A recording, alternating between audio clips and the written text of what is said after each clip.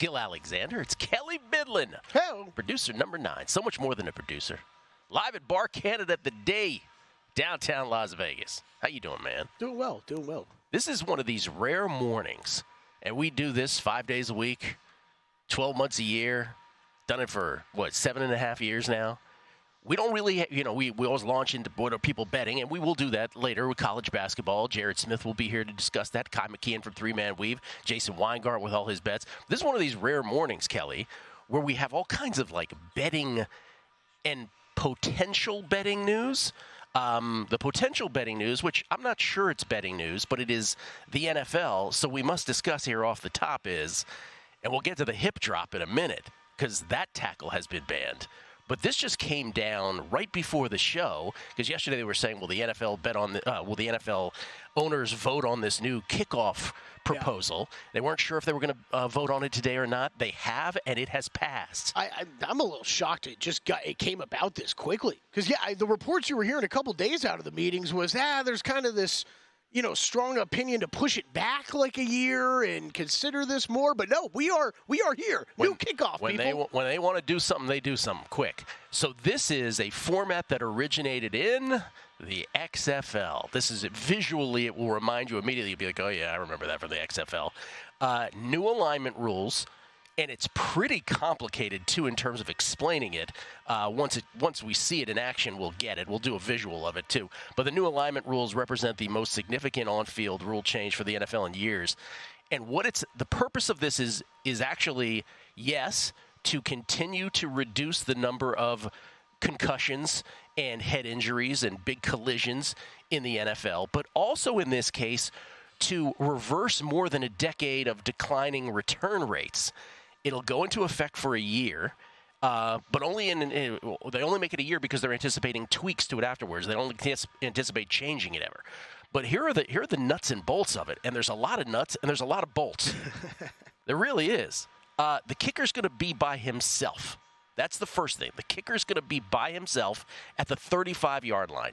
After kicking it, Kelly, he won't be able to cross midfield until the ball's in play. The ball will be considered in play if the returner catches it, or if the ball hits the ground in the landing zone, or if the ball gets to the end zone. More on the landing zone later. Coming up. I don't mean to tease a landing zone, but hold on. Coverage team is going to be lined up together. The other 10 players on the kicking team, by the way. So the other 10 players on the kicking team, kicker by himself at the 35. The other 10 players will be lining up at the receiving team's 40-yard line. Yeah. Visually, that'll be the biggest shock to people. Right, yeah. Everybody's lined up on one side of the field.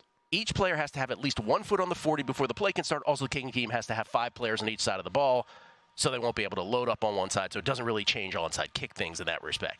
As for the receiving team, most of it, will be at the 35-yard line. They got a 5-yard setup zone between the 30 and the 35. At least 7 players in the receiving team must have their foot on the 35-yard line. They can also, the receiving team, move 2 players who are in the setup zone, but who aren't touching the 35-yard line. Those 2 players will be lined up outside the hashes. Oh, my God, this is complicated. Okay. Receiving team can have 2 returners. They can put 1 or 2 returners back to the field and back to field the football. Pardon me.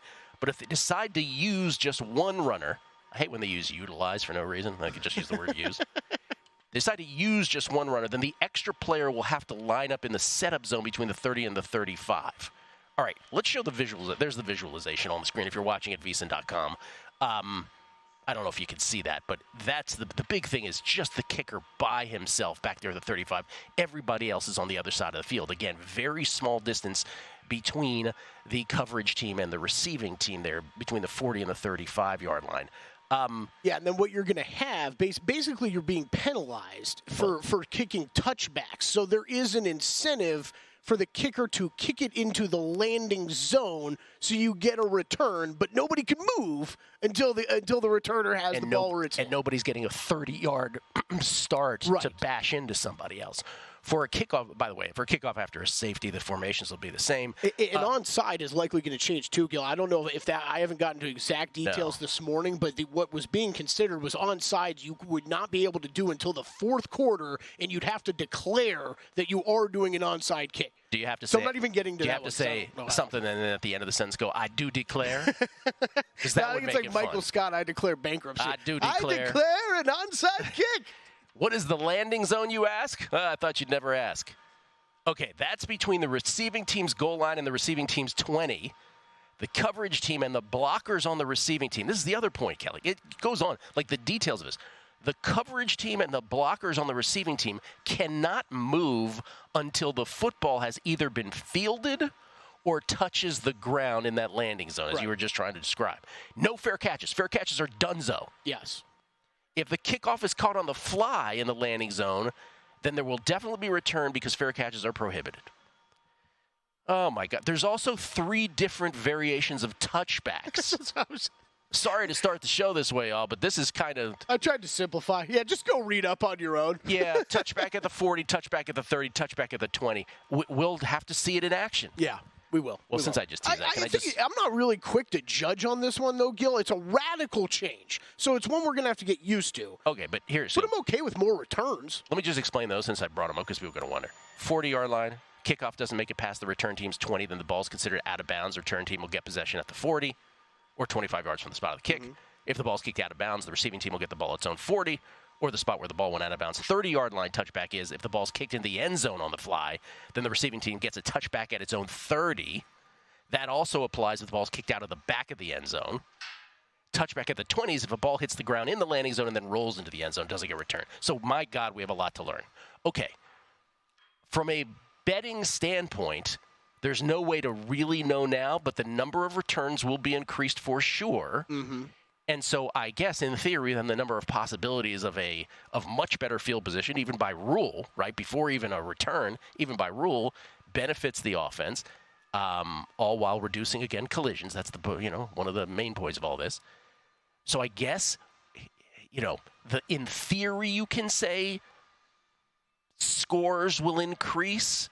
And in theory, you can say from a betting standpoint that scores will increase at least at the beginning at a rate higher than books could post the totals and adjust. This is all theory. Right, it's all theory. Yeah. Right? I mean, I think we can kind of bring in the hip drop tackle, too, with that, this is where I was going next. Because do we really think that's – I don't – in theory, yes, it's probably going to come into play once in a while and be a big moment in a game, but how much is it going to affect things overall? I don't know right now. See, I think the banning of the hip drop tackle, which, by the way, we all learned that term when Mark Andrews got hurt for the Ravens this year, because I don't think any of us had ever heard that term before. The hip drop tackle, for lack of a better way of explaining, when the defender drops his body and essentially risks that the offensive player's hips and legs will get caught under his, but the defender is dropping their body. Now, that one to me, you're right. We can never anticipate when that's going to get called. The hip drop thing is real problematic because you're making it even more subjective for the officials. You're exposing them to much more criticism. It also goes against the game itself, right? So kickoffs, because kickoffs are because kickoffs are a special teams play and are not the standard from scrimmage play that takes up most of a football game, we're able to sort of allow it in our football brains. Yeah. But the banning of the hip drop tackle is going to be problematic for referees, subject them to a lot of criticism. And it's also just now we're going to get, how we say with roughing the passer has become such that we all say, oh, he got flagged for playing football. This is going to be that on steroids. Yes. Good luck tackling Derrick Henry without hip dropping. Yeah. So it's going, with the hip drop, unlike the kickoff thing, which I think we can all live with and we'll all learn to like it and accept the rules. I think the hip drop is just going to create frustration for people watching football who are fans, bettors who are going to get the worst of that, right? And you're just going to be like, really? Now you're throwing the flag on that? What else was he supposed to do? Right? So that's just going to annoy us beyond belief, and it goes back to the whole notion, the hip drop does of, we're just from a much more macro standpoint, we're just going to have to start to let go of all of our preconceived notions. It's little paper cuts, right? Death by 1,000 paper cuts. When I was a kid, Billy White Shoes Johnson and Deion Sanders and Devin Hester and Mike Nelms, that's for the smart people out there, whoever your favorite kickoff or kickoff returner was, those days are over where they're going to, the most exciting play in football, they field it from the goal line and then avoid people coming, a million miles an hour at them. The roughing the passer rules that we've had to come to accept, that's the big one that I think of all the time. But now this one with the hip drop, depending on how closely, this could be one of those things where they really enforce it during the preseason and then they back off once the regular season starts. I have a feeling that's exactly what we're going to see. I hope so. But you never know, right? You never know. And then, also, could it be like, remember when they were doing the reviewable PI? They were trying to take that from the CFL, and it was such a disaster, like, early in the season. Oh, yeah. They kind of just, gave up on it. I think if they enforce this heavily early in the year, they're going to have to back off of it a little bit. I guess what I'm saying is that's just another one of these myriad of paper cuts of we're just going to have to, disabuse ourselves of the notion of how we know football to be. Yep. And it's a violent sport by nature. They're trying to make it less violent, and that is inherently an incongruous effort. And so it's going to be frustrating on that account. But those are the kickoff rules, man. Whew. That's a massive rule change. Betting implications? Well, time will tell. Drew Dinsick on this Shohei, Jonte. What a morning. Numbers Game, VSiN, the Sports Betting Network.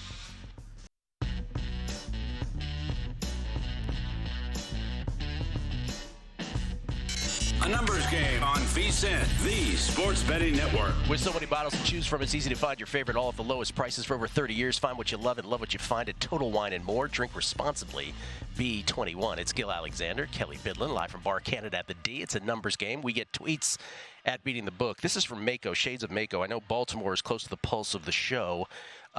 He is referring to the tragedy in Baltimore this morning where the Francis Scott Key Bridge collapsed after a cargo ship ran into it. I think the electricity on the cargo ship by video appeared to have gone out and lost its way, lost its bearing, and crashed right into the bridge that fell. And obviously everything we do here is minute compared to that tragedy. And obviously our heart goes out to the families, any families affected by that. But yes, Mako, you're absolutely right. And thank you for the shout out. Not a bridge that those of us in the D.C. area would often take, but one that we certainly were aware of all our childhood, and obviously in that region of the country. Paul Toney, hi Gil. Any survivor picks you like for college hoops? I'm out, so I haven't really analyzed it at all. He's got 2 picks, one each day for his DraftKings pool. I'd have to know what you've picked already, and you can. I'll address that online with you if you let me know what you picked. Joby, forget the landing zone. We need the love zone. Our old segment with Danielle at on Primetime Action. Jason H11, the coach of the team attempting the onside kick must go to the opposing coach, slap him in the face with a white glove, and say, "I challenge thee to a kick of the onside version." I like that. Do declare. Mako also says, as I said, I do declare. I feel like you just kicked an onside kick to me this morning and then hip drop tackled me. John Balducci, the landing zone, brought to you by Total Wine. You're going to find what you love and love what you find. Stephen A. Morningill just wondering if Roxy gave out his MLB season win totals. Thanks in advance. Roxy told me that he's in retirement on season win totals. Roxy used to come on the show. He would kill it every year. And then he said, I'm only coming on if I only have winning years. And then one year he went like 2-3, and that was the end of Roxy. We love Roxy. We should come back. Trip Tepper.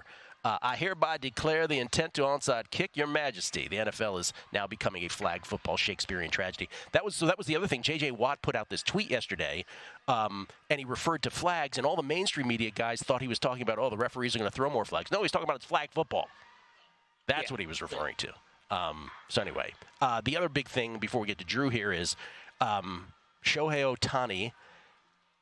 Obviously, you know the story with Shohei, but in case you don't, a story that started with, at first, this revelation where remember the first thing that Shohei's representative said was, Shohei was just paying off interpreter Mizuhara's debts. Then they changed that story.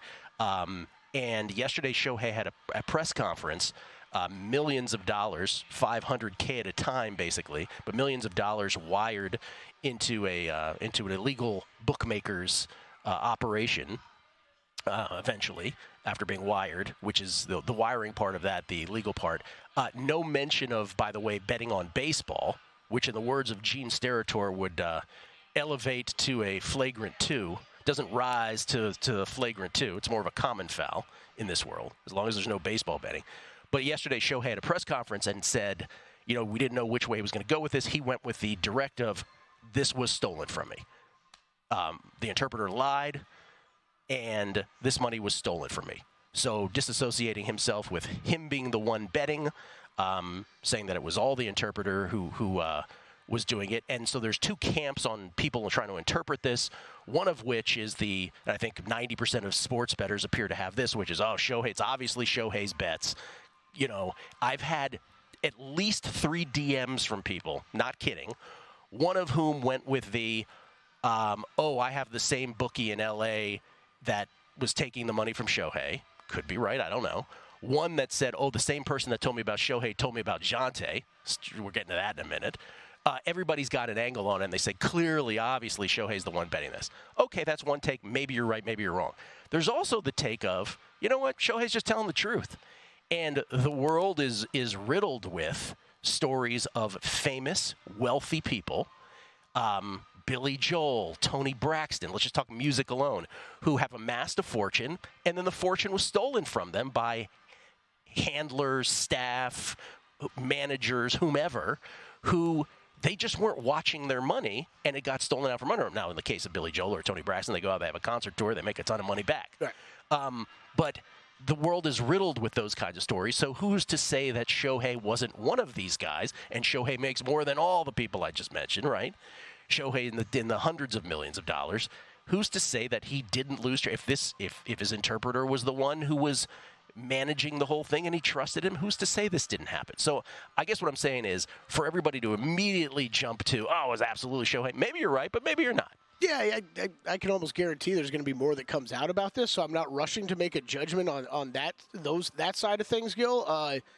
Look, I think as long as Shohei didn't have much to do with this at all, Major League Baseball will protect him as much as they can. It's a different climate. This isn't the Pete Rose era. This is where sporting leagues and sporting teams, baseball and beyond, are in bed with gambling companies.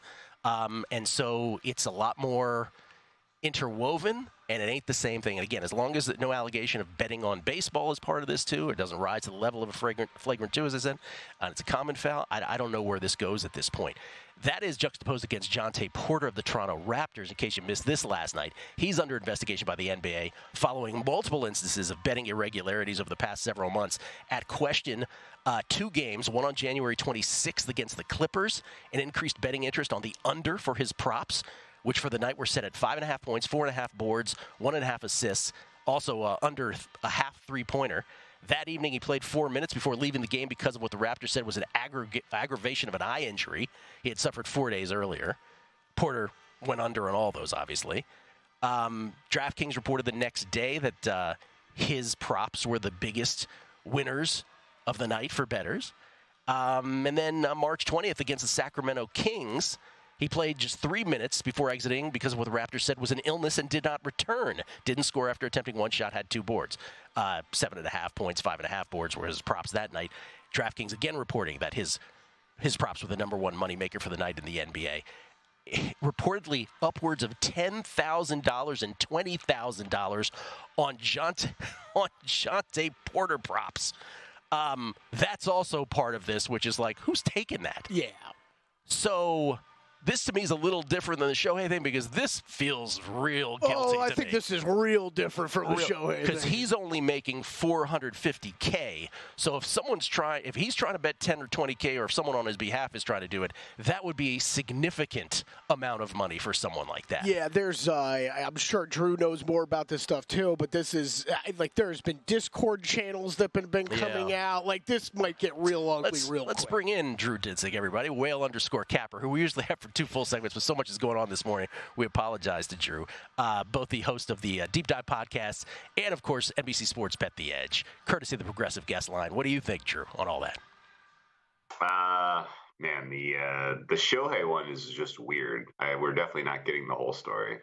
I would assume if he's going to the level of continuing to stick to this party line that it was stolen, well, he's going to have to prove it at this point, because there's going to be a legitimate investigation, one would assume. So we'll presumably get to the bottom of that in some way, shape, or form. I think it's plausible what he's saying, but I would expect that he can actually prove that, the banking system was there was not. It's not easy to move that kind of money through the banking system.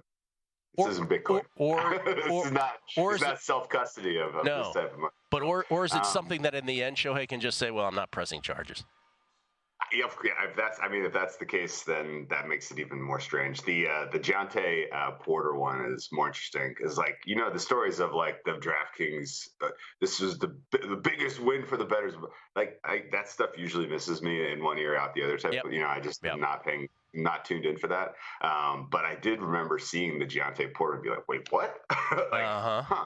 Yeah, that's kind of funny. And here's the fundamental problem, Gil. You know this from tennis. If you try to police the lower level guys who are doing crooked stuff, that is good. It's good for the sport. The best way to do that is to have a strong relationship between the league and the bookmakers, because the bookmakers are the ones who are going to notice the unusual activities, right? You need a good relationship there. People look at that relationship and they're like, well, this is fuel for my nonsense conspiracy theory. Well, get out of here.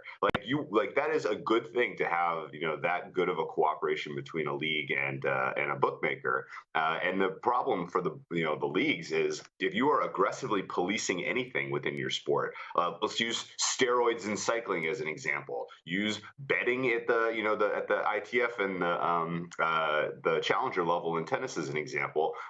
You can root out the bad apples, but by giving it air, people just assume well, now this sport is totally corrupted. Look at all these examples of players bet. Well, yeah, those are examples of we're stopping it. And I don't know. I think people just need to have a little bit more perspective on this. We want the league to be rooting this stuff out, and this is a good story at the end of the day. Love it. I love that take on it, Drew. We will come back. More Drew Dinsick, I promise. We'll actually have picks. I got a tennis play today. Maybe Drew has some as well. His NBA thoughts and plays. Kelly might have an NBA play as well. It's a numbers game at VSiN, the Sports Betting Network.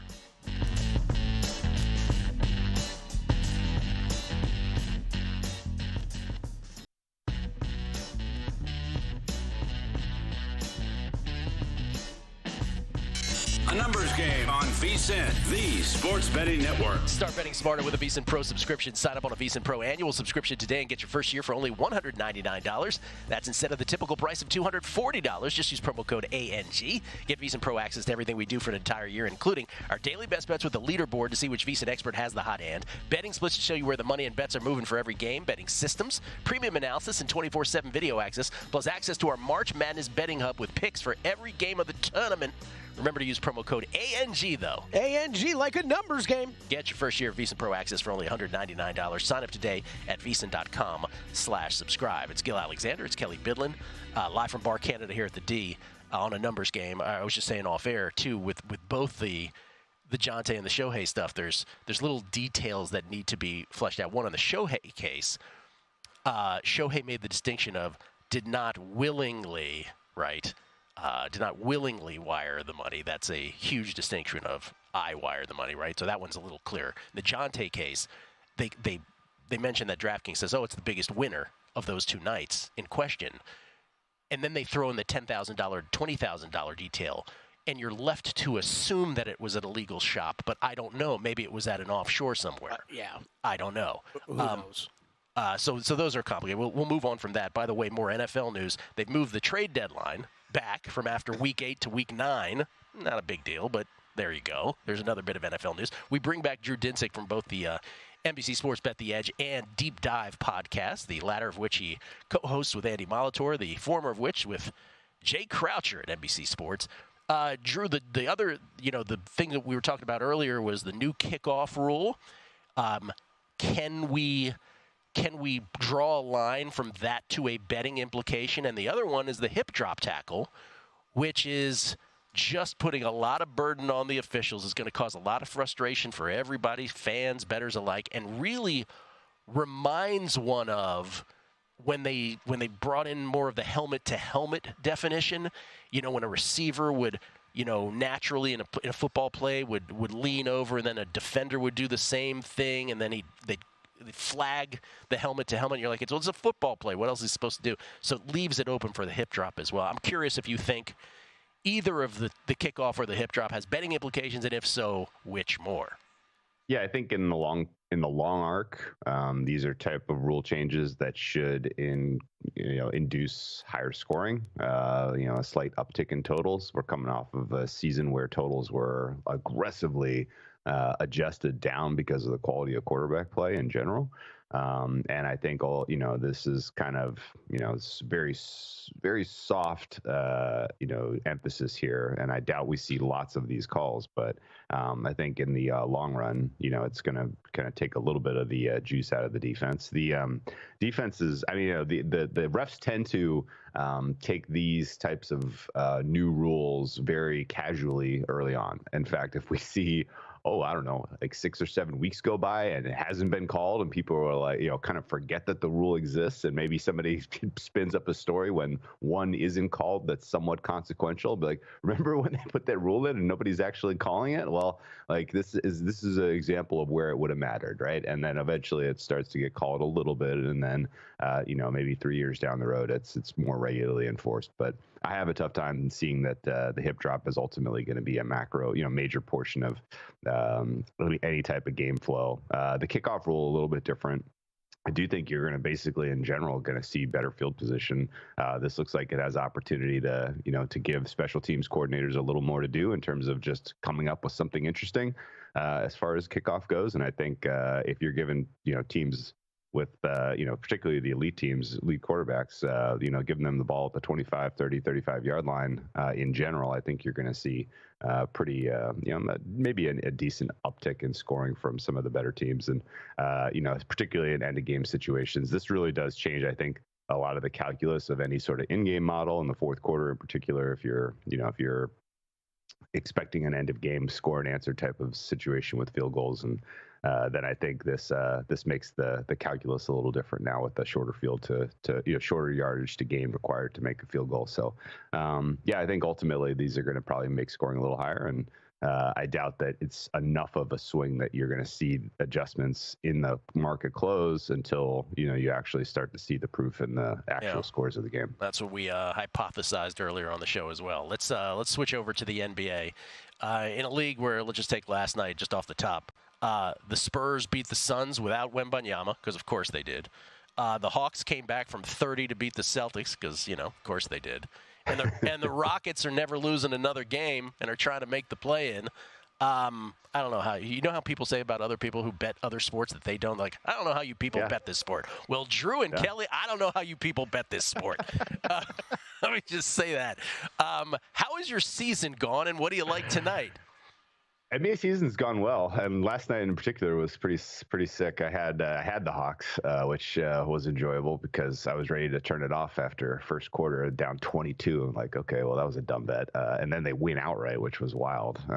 Celtics in postseason form, as we were joking behind closed doors. The Rockets are a fascinating story. It surely looks like they are putting some sincere pressure on the Golden State Warriors for the 10 seed and a spot in the play-in. They play each other early in May. I think we're about a week away. Maybe 6 days away from a head-to-head between the Rockets and the Warriors that will have it's like extreme play in potential. And the fact that this is all happening after the Rockets lost Alperen Şengün, who is one of the most improved players of the season, is amazing. They move Amen Thompson into the basically into the dunker spot. He's an incredible defender, and it has kind of unlocked his offense because he can't shoot to save his life, but he can absolutely finish well around the rim. So it's interesting and fascinating, and obviously they're well coached. Ime Udoka is a good coach. Like, we kind of knew this already, and very cool to see them, see him kind of put that group of young players in a position to win win basketball. The games tonight, I'm pretty fired up for, actually. Yesterday was a bit of a thud. You had, 7, 8 games where you had double-digit spreads. There was a lot of non-competitive basketball expected. The opposite tonight. I mean, we have 4 games. All 4 of them mean something, pretty significant. You have both Golden State and LA fighting for their lives on the road. LA is playing shorthanded against a Milwaukee team that's laying 9. That's a big number. Golden State amazingly favored in Miami, even though Miami has thrown the switch. I'm assuming that's related to Miami is going to be doing some, just in general, some shenanigans with some of these questionable players. But I am expecting Jimmy and Bam there, so I'm a little surprised that Golden State's getting that much respect. I didn't play either of those 2 games. The 2 later tips, I like Oklahoma City a lot at -1 against New Orleans. New Orleans is playing without Brandon Ingram right now. I think the market is wildly under representing his impact to what a fair price would be for the New Orleans Pelicans. And, the just in general, like the Pelicans are going to go through a little bit of a tough stretch here as far as I can tell you. And I actually think Dallas can close the gap on them for the division. So keep an eye on that. And then lastly, I played Dallas on the road against Sacramento. Really, really cool game. I need Dallas to win this one. I have bets on Sacramento to miss the playoffs that are looking like it's not going to come. It's not even going to have a chance the way that Phoenix is playing right now. Sacramento might just get in as the 6th seed, but this game matters a ton. I think Dallas should be favored by about 1.5 here. And I, just in general, not a believer in what I'm seeing from the Sacramento Kings, despite them burying some of these teams who are playing in bad rest spots and just in general a little bit depleted right now. So Mavs and the Thunder are 2 pretty got pretty decent stake on both of those right around pick. All right, Drew, I need a rapid-fire 20-second answers to the following. 1, we just talked about the Rockets. Would you bet them to make the playoffs? They're going to have to win 2 games. I don't see that happening necessarily. I think getting into the play-in is very viable, but I think that's probably where it ends for them. A little bit just too young of a team, and just in general in a game where things slow down, I think they could get stopped. All right, tennis. Do you have a play today? Tennis, I am heavily loaded on Elena Rybakina to win the entire Miami Open. I am not understanding why she is around +100 to do this. After Iga went down yesterday, this is now a very clear path for her. She sure is. Draws Maria Sakkari today. She's a -263 favorite. I make her closer to -400 in that matchup. Then she would get the winner of Putintseva Azarenka, where she should be closer to -1,000. And then any of the 4 women on the top of the draw right now. I'm assuming it's probably going to be Pegula, but Collins is playing really well. Garcia is playing really well. Alexandrova, obviously coming off that huge win against Iga, is playing well. It's whichever of those 4 women emerge, and it's anyone's guess. I think is drawn dead against Rybakina in the final. Right. So Rybakina at +100 is probably one of the bigger tennis bets I've had in a while. Completely agree with that. 10-second answer. Iga, cause for concern or a one-off? Getting crushed by Alexandrova. One-off. Yeah, it was a one-off. All right. Although cause for concern is that when the going gets tough, man, she needs a better plan B. Like, she just seems to lose it. I don't understand. Yeah, she seems to get flustered. And last thing, we have a report from Tom Pelissero that Commanders want to draft J.J. McCarthy at 2. Kelly and I are about to talk about that. You think that's real or just lying season? That seems like engagement farming to me. Define that for those who don't understand what you meant. We're in the midst of March Madness. You got to do something to get clicks. Saying J.J. McCarthy's going to go too. Thank you, Drew. Coming back with that.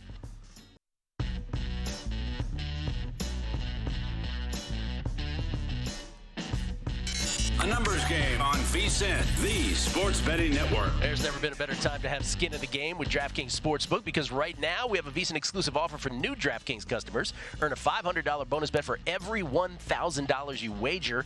You can earn up to $2,500 worth of bonus bets in your first 3 days on DraftKings. Do not wait.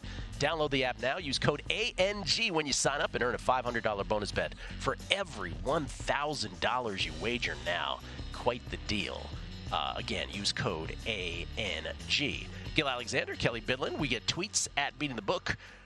This is from Trust the Glove. Oh, I said this earlier. It says, an inherently incongruent problem sounds complicated. It is. That's what the NFL is right now. It is. It's just that the hip drop is going to be a problem.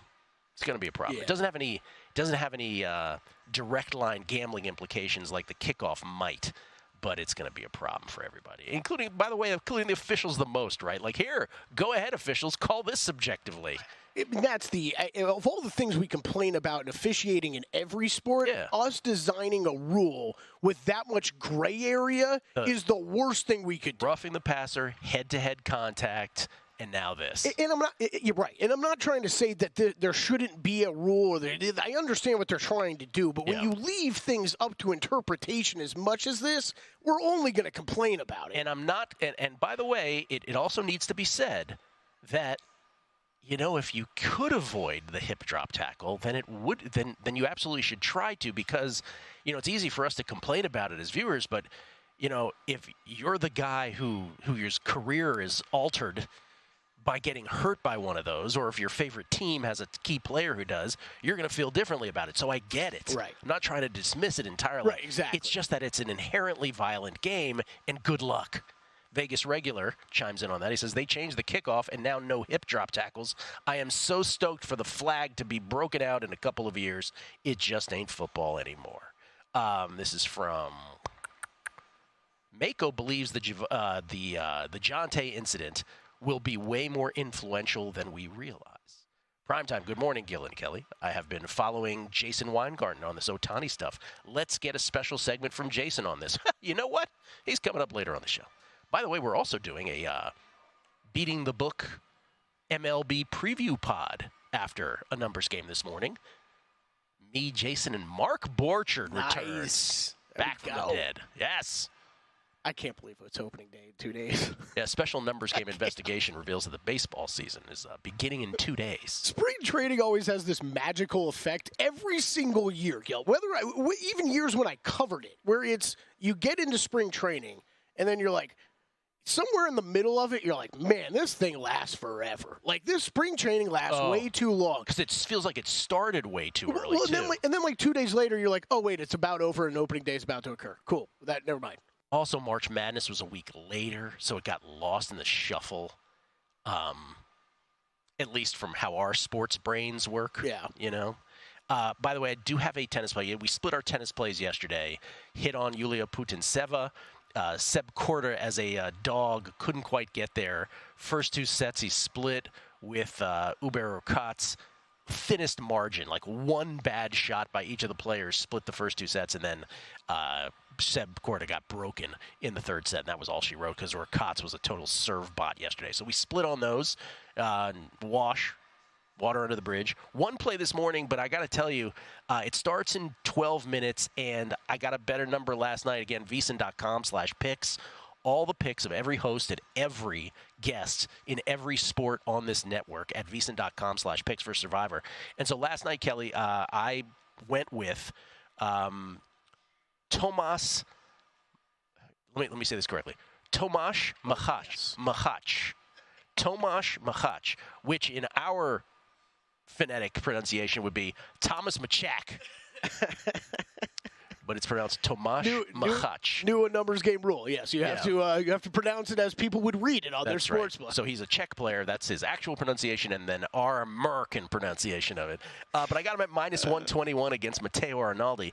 He is, you know what? It just came back to me. It was at -135. It is back to our number at -120. So read into that what you will. It is now playable. It starts in 10 minutes. Don't play it more than -130. And the only reason I make that caveat is obviously not only is it a worse number, but the only bugaboo here is that he played a tough 3-set match against Andy Murray, who, by the way, has a massive injury now that's going to keep him out of action. Andy Murray in his second act on the tennis tour. One of the big four for a moment in the tennis lore some years ago, Andy Murray. But he's hurt again? He like serious fracture. Oh, yeah. It happened in his match. And so Machach comes off that match 2 days ago, and he's playing Arnaldi. So a lot of people love Arnaldi. Arnaldi's been playing great too, but in the case of Machach, the numbers are way better than that of Arnaldi. And so -120, that is the play on Tomas Machach, and we hope that the fatigue doesn't get to him, in other words, is what I'm trying to say. Ruptured ankle ligaments. Oh, man. Yeah, ruptured ankle ligaments. That's like a Kelly Bidlin injury is what that sounds like. It's like a Bidlin field goal exhibition thing. Yeah, this is Thomas Machak. Thomas Machak. That's what you're looking for on the play today. Okay, did you, by the way, we didn't get to your NBA plays. Do you have NBA plays? I have nothing tonight. Oh, I have nothing tonight, but I did want to hit on what you brought up, because I do think, look, the NBA, I think there are times of the year where it's extremely profitable to bet. We went through one of those, end of December into January, early February. And there's also times where you got to dial things down a bit. We're in that time. I've dialed down my bet size. 11, 12, 10 games left in the NBA regular season. Right, yeah. I think in last night to tonight's a perfect example, right? Last night, I had one bet last night. That's all I was very, very selective. It wasn't a big bet. It was the Kings over the Sixers. It got home. But like Drew was talking about, so many double-digit spreads last night. It's a gross card. Not many teams that are really contending for anything playing. And then tonight it's a great card, actually. Like Drew talking about, all these games mean something tonight. For me, though, there's not really a betting edge on any of them, so I'm staying away. I would lean to both sides that Drew played. I'm a little shook, though, on the Thunder after they just went into Milwaukee. And, the number one question always with the Thunder, with guys like Giannis, guys like Zion, are you going to be able to stop them going to the rim? And Giannis was easily able to get there time and time again against this Thunder team. So it's a little bit of concern. Mavericks and Kings both on a back-to-back. I do lean Mavericks there, though, as well with him. Does anybody have out miss play-in odds? Not playoffs, play-in. Just to make the play-in. They do have make to play-in? Yeah, make play-in, yep. Would you bet on the Rockets at this point? A half a game behind the Warriors for the 10 spot? No, probably not. I've kicked it around multiple times in my mind. This is awesome seeing what the Rockets are doing. I can't get past the fact, though, that they're suddenly doing this without their best player, and it just feels unsustainable. To participate in play-in the Western Conference, I ask, I shall receive. Rockets are plus 550. Warriors are still minus 2,500. So if we go to the remaining strength of schedule. That does feel a little aggressive. That does. I was just going to say that's crazy. I guess I hadn't looked at the odds in a couple days, but Golden State has the 6th easiest remaining schedule in the NBA. That's part of that calculus. Aggregate win percentage of the remaining 12 opponents is .460, whereas the Houston Rockets, where are they? I'll adjust my answer, too, real quick, Gil. Houston's 7th hardest remaining. Yeah. 537. I think tonight's huge. Keep an eye on what Steve Kerr does with Steph Curry, because that was a big deal the other night. That he wasn't playing in crunch time. He was sitting on the bench, and Golden State has made this shift to making sure that Steph gets rest. And then it kind of came out of nowhere because Steph randomly played one game, the game before where he logged a ton of minutes.